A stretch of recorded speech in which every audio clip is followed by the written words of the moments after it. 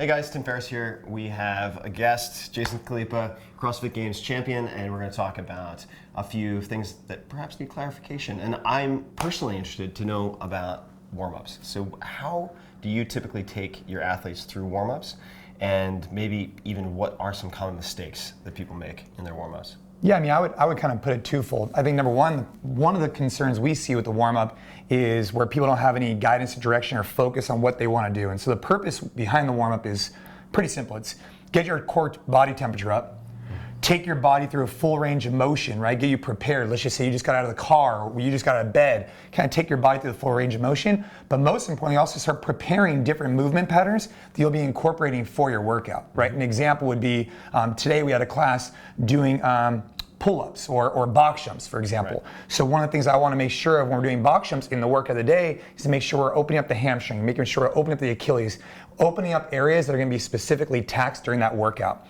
And so an example of a warm-up that's just a good general warm-up, what I like to do is I like to go into the garage or go into the gym, start a timer. And as soon as you start the timer, what it does is it gives you a sense of urgency. I think sometimes what happens is the warm-up ends up taking an hour. Right. The warm-up just needs to take a little bit of time, 10, 15 minutes, to kind of prep the body. And obviously it depends on what you're doing. But my recommendation is set a clock, right?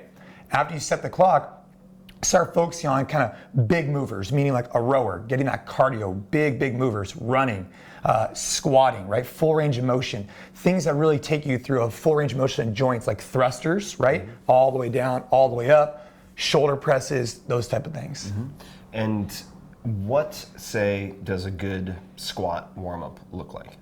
Yeah, I mean, as far as I'm concerned, one of the things I like to do is I like to grab onto a pole, right, or something to get like a component, some feedback. And what I like to do is I like to get down the squat, right, and at the bottom I like to kind of work through the positions, kind of open up my hips, get in this position. When I'm really focused on the crease of my hip below my knee joint at this point, so I'm holding the pole and kind of open myself up. Once I feel like my ankles are opening up, my hips are opening up, then I start working through kind of a slow squat. And what I focus on is you can go up against the wall, you can go up against the pole, whatever, but I think about keeping my arms up. Therefore, it engages my lower back, right? So I'm thinking about three things. My low back is flat, my weight is in my heels, and I'm trying to get the crease of my hip below my knee joint to really work that full range. So as I squat down, right, I'm really focused on tight back, weight in my heels to kind of get that power, and the crease of the hip below the knee joint to work that full range. Mm-hmm. Then as I'm kind of grooving and feeling it out, I start driving my knees out. I go slow, really perfect it. Then I start adding the speed, right? Then I start getting in reps. And what I'll do is I'll look at the clock and I'll do maybe 5 squats, 5 sit-ups, 5 push-ups for about 2 minutes, kind of getting the body moving and going through those patterns. And when you then move to using, say, a barbell mm-hmm. in the squat, because the squat being, I suppose, one of the higher yield activities that you can focus on. How do you typically do back squats or instruct people to do back squats with a barbell? Yeah, I mean, with the barbell, essentially it's the same points of performance, right? So when we talk about the back squat, we talk about the squat, we're thinking about points of performance, and what are those really gonna be, right? We want our weight planted in our heel to make sure we're engaging kind of our glutes, our hamstrings, etc. We want our torso and our lower back nice and tight, and we never wanna see this thing kind of break here or overextend. We want the crease for our hip below our knee joint, want our knees out. Now we grab onto the bar. Mm-hmm. Some of the things that I'm thinking about, right, is hand placement and foot placement. So I'll walk up to the bar and I'll think right hand, left hand. Whether I have just the barbell, 100 pounds, 200 pounds, 400 pounds, I want to set up the same way. I want to have some type of mantra in my head. I want to have some type of rhythm. So this way, when I get into a competition setting or a heavier load, my brain has already been trained to do so. Right. So it's right hand, left hand. And do you typically space about sort of an inch in or out on the knurling? For myself, yeah. And this is all, there's some that's personal preference, right? But some of the, non-negotiables are, flat back, weight in the heels, etc. But as far as some of this stuff, sometimes people with poor shoulder mobility need to go a little bit wider. So let's just say I'm in this position, right? Right foot, left foot, I come underneath the bar, I address it. Now as I get it here, right now it's up on my traps. Mm-hmm. Some people do a low bar back squat. If you do a low bar, then I widen out my grip. But for me, I like to go high bar. So I place the hip on my traps. Now before I even pick it up, right, I'm thinking, hey, if I just pick it up kind of with my low back, rounded in a crappy position, I can mess myself up and it feels heavier than it needs to be. So before I even lift it up, it's a big breath, boom, I pick it up with kind of like a purpose, right? Mm-hmm. Purpose before I even lift off the bar. Mm-hmm. Now from this position is the exact same thing, right? I'm focusing on key components. My chest is up, I'm gazing straight ahead, I sit back into my heels, right? Crease of my hip goes below my knee joint, elbows are in this good position, chest is up, boom, I drive back out of it, right? And then as I re-rack it, I walk into the rack. Sometimes people, they use the rack the wrong way. For me, the best way I like to do is I like to back out of the rack and then come back into the rack. This way when you're fatigued, you're easily able to just put it right back in. So meaning, I notice you put your feet in a good deal further than a lot of people do when you were loading yourself up with the weight. Yeah. And then when you're coming in, meaning you're basically using forward momentum to place it back on the Yeah, on the I mean rack? a little bit, right? Yeah. I mean, you know, obviously it also depends on how much load you're doing, right? Right. But yes, for the most part, the big takeaways on the back squat is kind of addressing the bar with purpose. I think a lot of times the back squat is a foundational movement that's just beautiful because it stresses your entire system, right? So you're just getting strong from head to toe. I mean, you're just taxing. If you had to ask me one movement that you could do twice a week to increase pure strength, I would say it'd more than likely be the back squat. Right now I'm on a program. I started off on a 5x5. Yep. I go up 10 pounds once a week, right? But I do it or twice a week, depending on if you want to go 5-pound jumps each one. But basically, just on a linear progression. That's Right. one example of a strength component you could incorporate. Why are you doing 5x5 currently? So I'm doing a 5x5 currently just because I've tried different things. So I've done 20 rep back squat. I've done Wendler's 531. I've done all different types of stuff. For me, the 5x5 is nice because I can warm up to a weight, right? Find a load. Let's just say it's 100 pounds. Yep. And then I know that I'm gonna be able to get in and out quickly. Right. You know, I'm done with my sets in 30 minutes. It's a weight that's challenging, but not so crazy that I'm gonna feel like I'm gonna injure myself. But most importantly is time under tension. Right. So 5 reps just down, up, right? And it's just that time under tension gets you stronger. And then over time, you increase the load, so this way you make sure your technique is on point. And how long will that 5x5 period last for you? Is it a set period? Is it 3 months? Is it 4 months? Is it? So right now I'm months? going up in 10-pound increments, right? I'm actually, personally, I'm starting off right now once a week, 10-pound increments because I have a lot of other stuff going on. Yeah. I'd recommend for most people to maybe do twice a week, right? But maybe do it 5-pound jumps, etc. Now what'll happen for me is I'm gonna go 10 pounds up. Now I'm gonna get to a point where I can no longer complete those 5 reps. Yep. Then what I'll do is I'll go ahead and revert back to about two sessions before, and then I'll start going up in 5-pound increments. I got it. And then once I can no longer do that, then I'll go ahead and reevaluate and drop back down, and then keep going up. But the key for me is in where I'm at in my life, I want to just stay strong. I don't need to be super strong. I don't need a back squat 500 pounds. Right. I just want back squat 400 pounds. Right. And I'm okay with that. Yeah. And how much in terms of rest are you taking between the 5 rep sets? You want recovery, and so that's gonna be a little bit different. I think sometimes when you time the sets, you know, for me, it's probably a 1-to-1. Like I'll hit a set. Let's just say it takes, I don't know, 30 seconds. Then what I'll wait on is probably maybe not 1-to-1, probably maybe 2 minutes, right? I want to feel recovered and then hit it again. Obviously, it depends on how much load there is, right? Yeah. I mean, if I'm starting off at 300 pounds, it's a lot different than when I get up to 400 pounds, right? You need more time to let your system reset, and that's just feeling it out. And is your preference when, say, you're making those 10-pound jumps and then you're unable to complete the 5 reps, the preference is to decrease the size of the jumps and the increments? Do you play with the interval between workouts as well, or do you keep that standard? You mean the rest period, or you mean how the number of days? Oh, yeah, I play with it all, right? I mean, the thing about it is that I think people sometimes get too caught up in their program. Yeah. The program is only as good as how well you execute on it, right? Right. As long as you have an idea that, hey, once or twice a week, I need to squat heavy. Yeah. I need to go down and up with a heavy load on my back, you're gonna get stronger, right? We don't need to get too wrapped up. Now, if you find a program, stick with it, and I think that's really important, but you need to evaluate often, right? Maybe some days you're not feeling it, maybe do it the next day, right? But the last thing you wanna do, I think sometimes people get into these rhythms where they find a program and they just become super diligent on it, which I totally respect. The problem is sometimes they go in, let's just say the coach has programmed some crazy workout, but they were up all night with their kid, they were sick, whatever. Now they go in, they have a half-assed workout because they feel like crap, and they look at their results and it makes them feel worse. Right. Instead, they should have gone in, done an active recovery day, and came in tomorrow and done it. Right. So you need to listen to your body.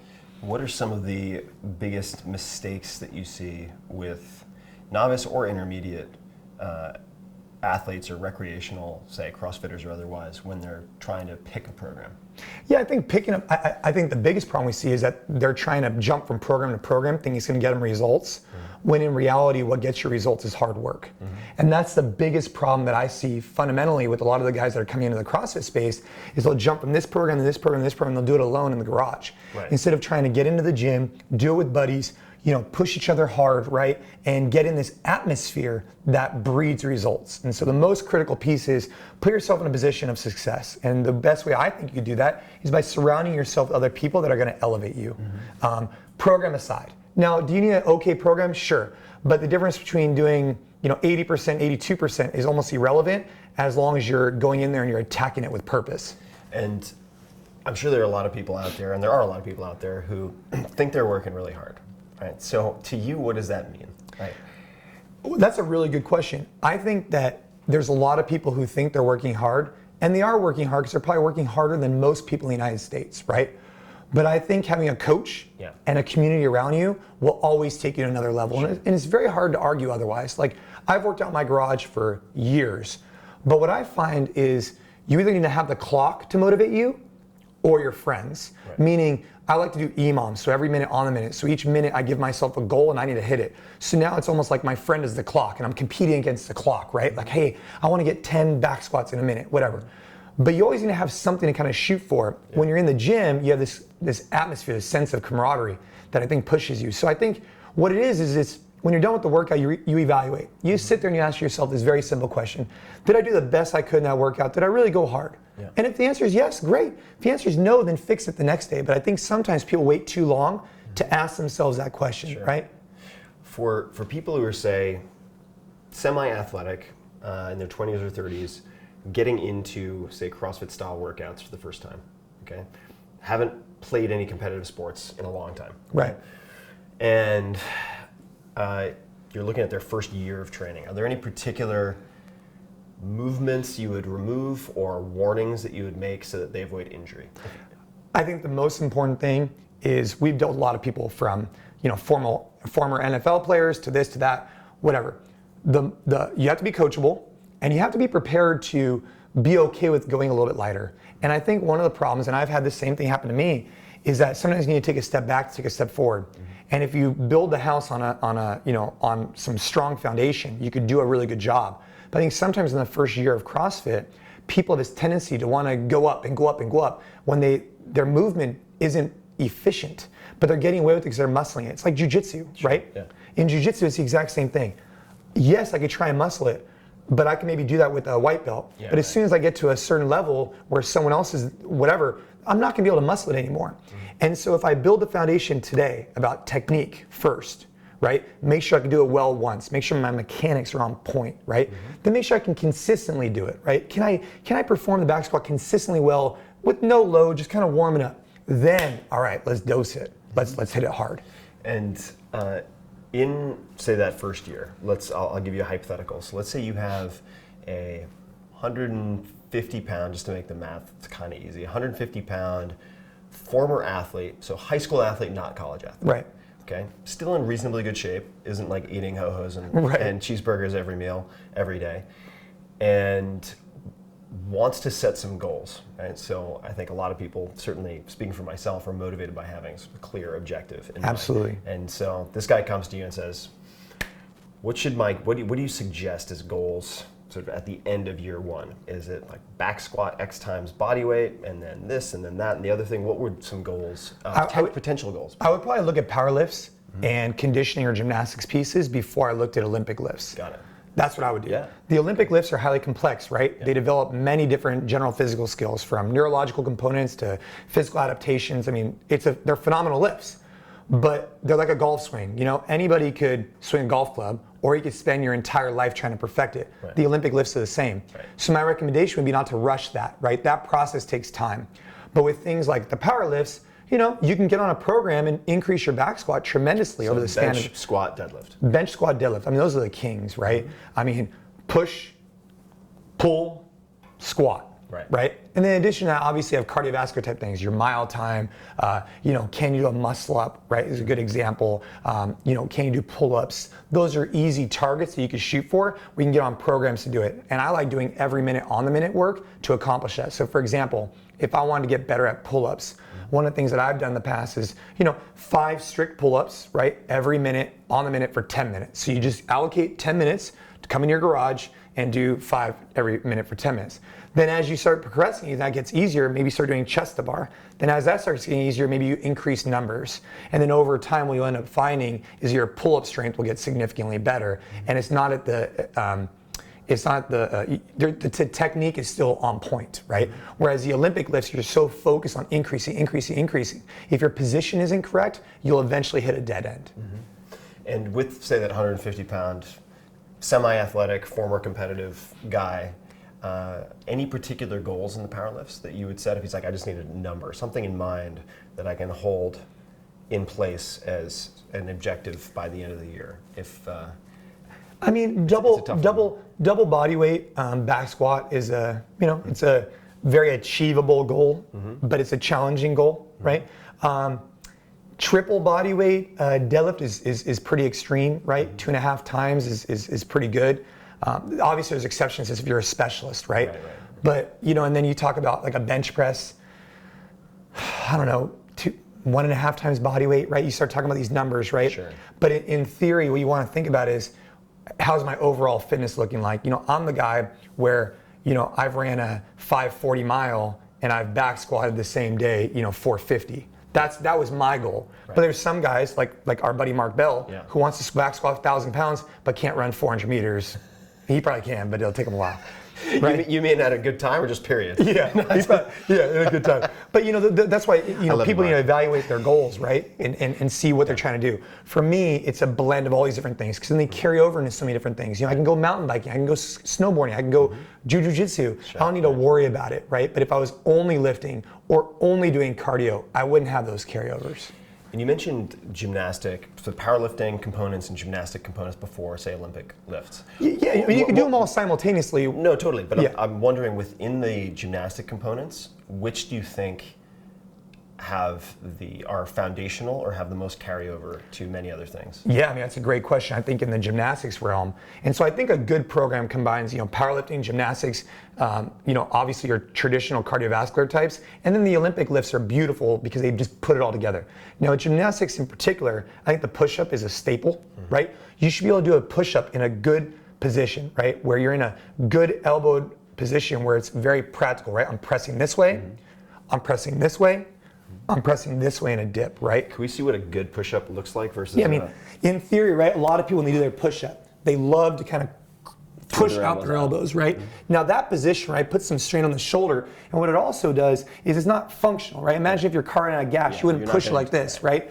And so in theory, what we're really thinking about is here, my head goes forward a little bit, my elbows stay more or less in. Now this transfer here, right, transfers into things like, right? Handstand, right?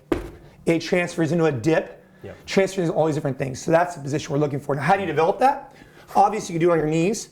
Your head comes forward, my body stays rigid, my elbows stay in. That's a great way to develop it. Got it. So you're doing it like a very mild, not a planche lean exactly, but you're rocking your entire body weight forward slightly so that your forearms are more. That's right. Which gets me into that tripod position you use for handstand push-ups. The tripod, head forward, hands back. What you mentioned Mark Bell.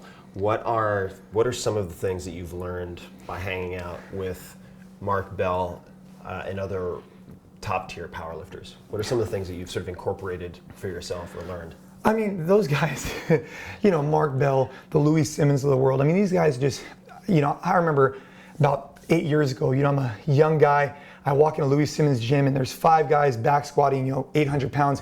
One of them is bleeding out their nose.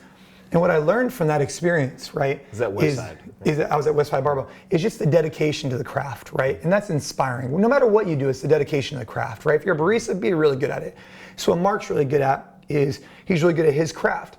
And then obviously in his craft, his passion for coaching is really inspiring for me. And then obviously his ability to then transfer that into helping people improve their lifts is really great. And that's what inspires me. What have you observed? What makes him a good coach? Because I mean, you're a very good coach. So what makes, when you've watched Mark, you're like, you're kind of taking mental notes or observing what he's doing right. What makes him a good coach?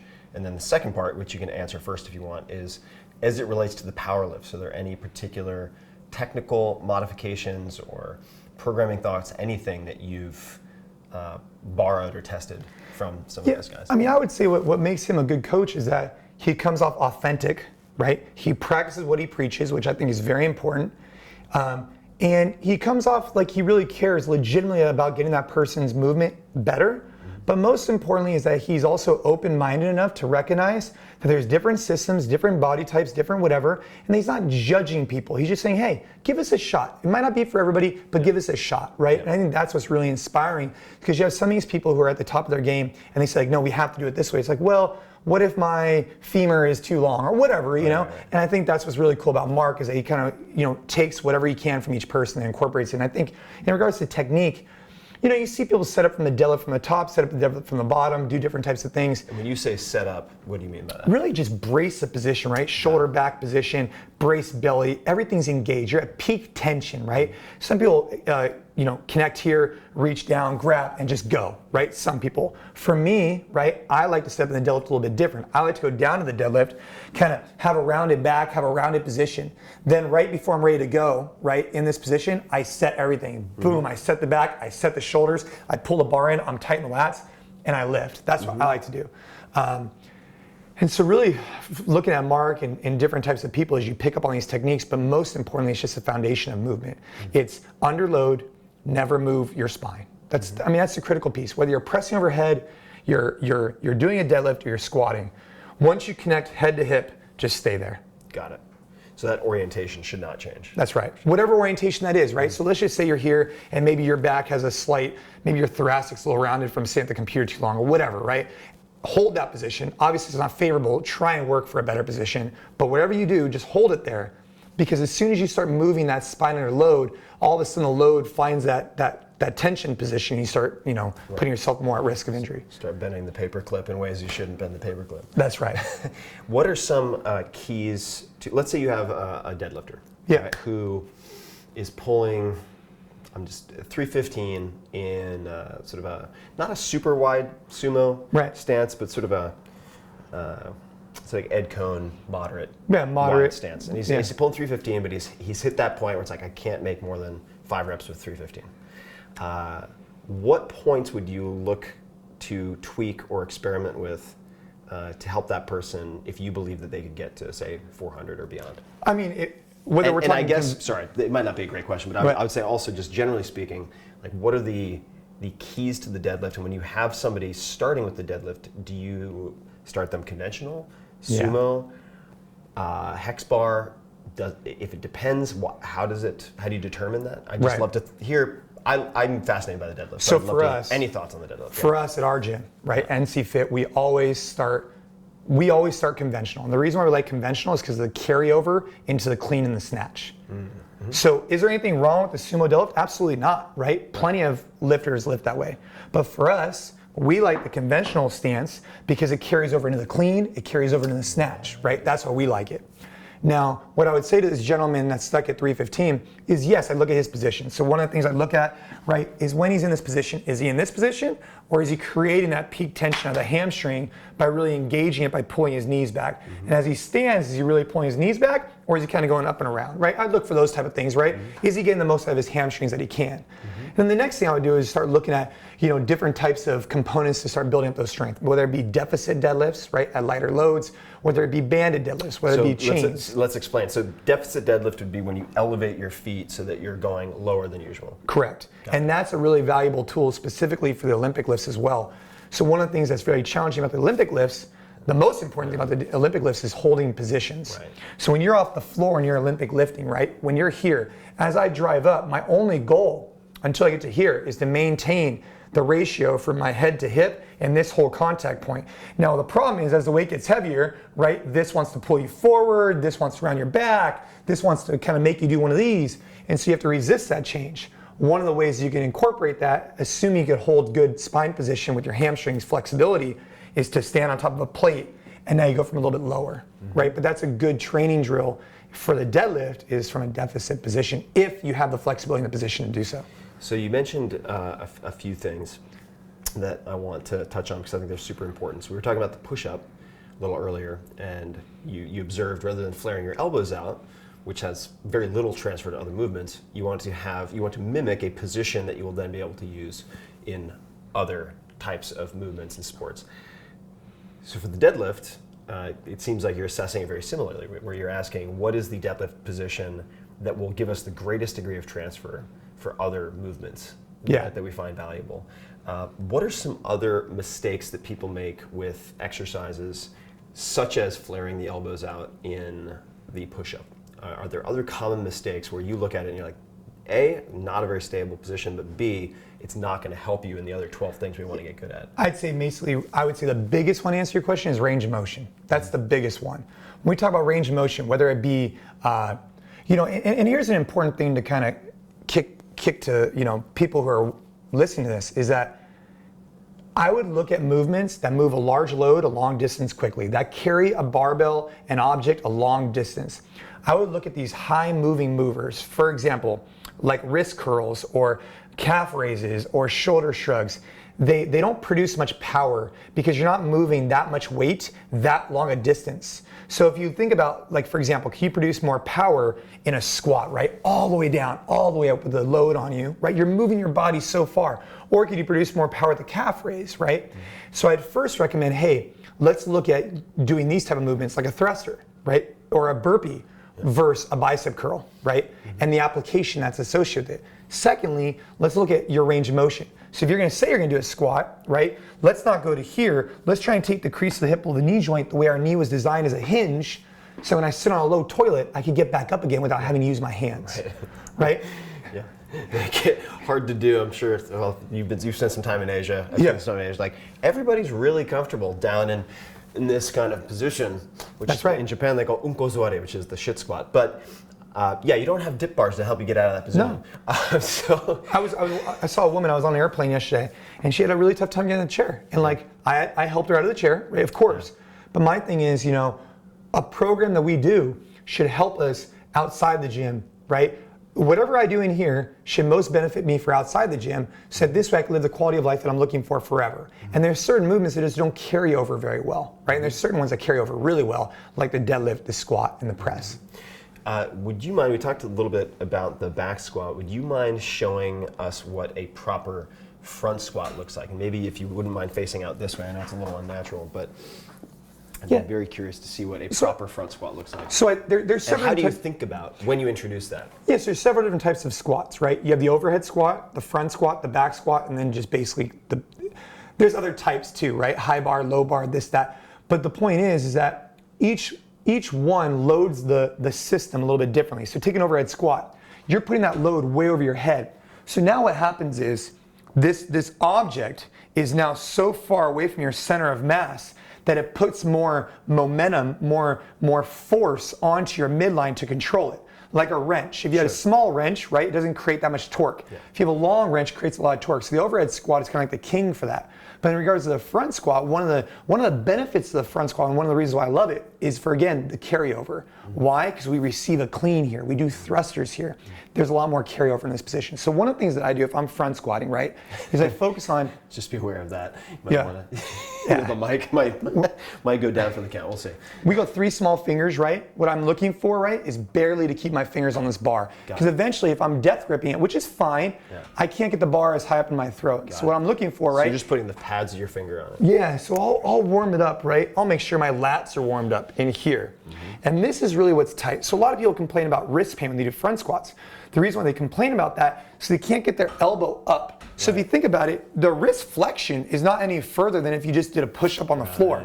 But in reality, what it really actually is your lats being so tight that you can't get your elbow in a position to then open you up. Do you warm up your lats or ensure that you have the proper range of motion in your lats with anything other than this particular type of warm-up, or do you find this to be enough? I find this to be enough. So I'll go back and forth. I'll put the bar on my shoulder, right, and I'll start working it out. So let's just say I'm in here, right? Now I'm kind of working it, kind of open up. I would take a little bit of time here, right? Yeah. And then, Does that mean a minute, 2 minutes? Yeah, a minute. And you could also go up to the bar. You could open up your lats by just holding onto the bar and kind of driving your head through the window, right? But let's just say you're in here. Now, a lot of people would want to death grip it and do this. Right. The problem with this is, right, now I'm supporting it, and it's like carrying groceries in the store. If I carry groceries out here, it's gonna be really hard. Yeah. If I carry groceries right up against my body, it's really easy. Same thing applies here. So the bar is right up against my throat, right? Mm-hmm. And what I'm focused on is I wanna think like there's basically laser beams coming out the ends of my elbows. And as I squat, I want those laser beams to be pointing at the wall in front of me. Mm-hmm. And the reason for that is that the higher I get my elbows, the more the bar is up against my throat, the closer it is to my center of mass, the lighter it's gonna make the object. Mm-hmm. So as I descend down, it's the exact same thing, right? I would sit back into it, right? Elbows up in this position. Boom, exact same thing. Mm-hmm. But really the key here, right? Loose grip, elbows up, open the lat to get there. And if you had to pick or wanted to pick, say, front squat or overhead squat, would you choose the front squat, or do you find for overall benefit and transfer the overhead squat to be superior in some way? I would say for most people, I'd recommend back squat, right? Then front squat, because it's a little bit harder to get into a good position on a front squat than it is in a back squat. It requires some time, right? Another drill you could do is kind of open your lats right here, right? Mm-hmm. So what I would say is back squat's king, then front squat, because I think it has a huge carryover. Problem is it takes a little bit of time, you gotta open up the lats. Now at the overhead squat, right, one of the problems we see with the overhead squat, is shoulder mobility, mm-hmm. right? So if your shoulders are tight, it's gonna be very challenging for you to sit up here and squat down, right? Because there's so many things. I mean, if you look at my position, right, the bar is over my head. As I descend down, right, naturally this bar needs to stay over my center of mass. So what do? I pull the bar back a little bit. Mm-hmm. Now if my shoulders are tight, one of the problems I have there is I can't get the bar back. So then I end up doing this. Right. Right? Yeah. Very challenging. So my recommendation is back squat, front squat. Overhead squat's something you should do. Mm-hmm. You should start with the PVC pipe, open your shoulders, a dowel, whatever, mm-hmm. and then get to there. Cool. Thank you, sir. Yeah. Hope you enjoyed the video. If you would like to see my favorite piece of content that I put out every week, it is a short newsletter, 5 Bullet Friday. It's free. It's 5 bullet points with the coolest things that I have been finding, using, testing in a given week. I put it out every Friday. You can digest it in about 5 minutes. Take a look. 5 Bullet Friday.